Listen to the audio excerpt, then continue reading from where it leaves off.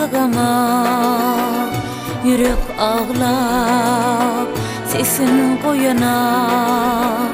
yalan töhmet elin çeken o bugün yalnız men iki yalnız men yalan töhmet elin çeken o bugün yalnız men iki yalnız men bu yaş başıma durmuştan uydum durmuş eymen karan kördüm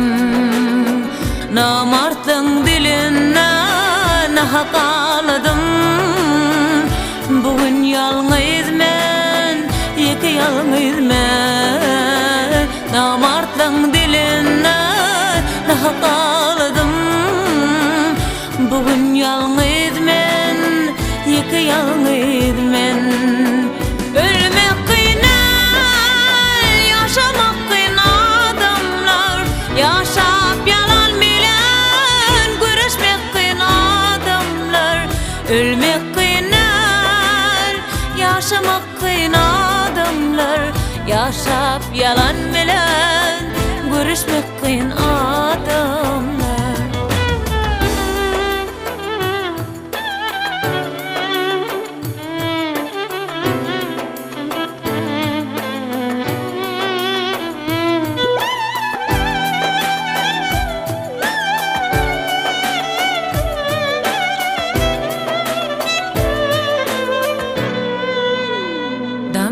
dam yar acı göz yaşlar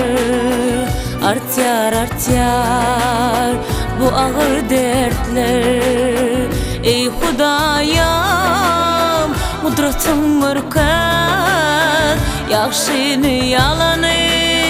seni de çıkar ey Hudayam kudretin mürkat yaxşını yalanı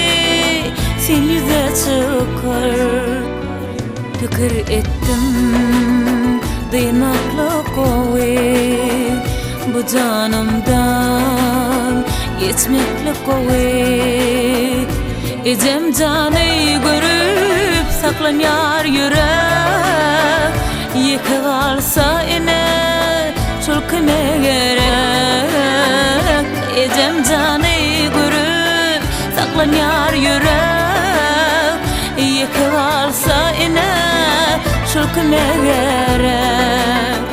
ölmek kıynar yaşamak kıynar adamlar yaşap yalan bilen görüşmek kıynar adamlar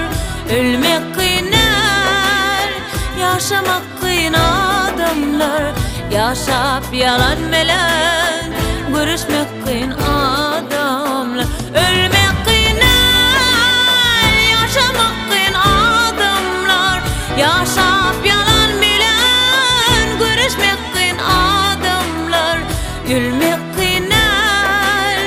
yaşamak kıynar adamlar yaşap pekliğini korumak kıynar adamlar yaşap pekliğini korumak kıynar adamlar yaşap yalan bilen görüşmek kıynar adamlar yukarıdan bir oğaz geldi gözlerim yaşlardan oldu şeyli sözler eşittim yaxşını men görýän yamany men bilýän haklaşmaktan senin tek ejiysin dedi yer üstünden aldım göz yaşlarımı sirdim men ölecek geldim görüşüp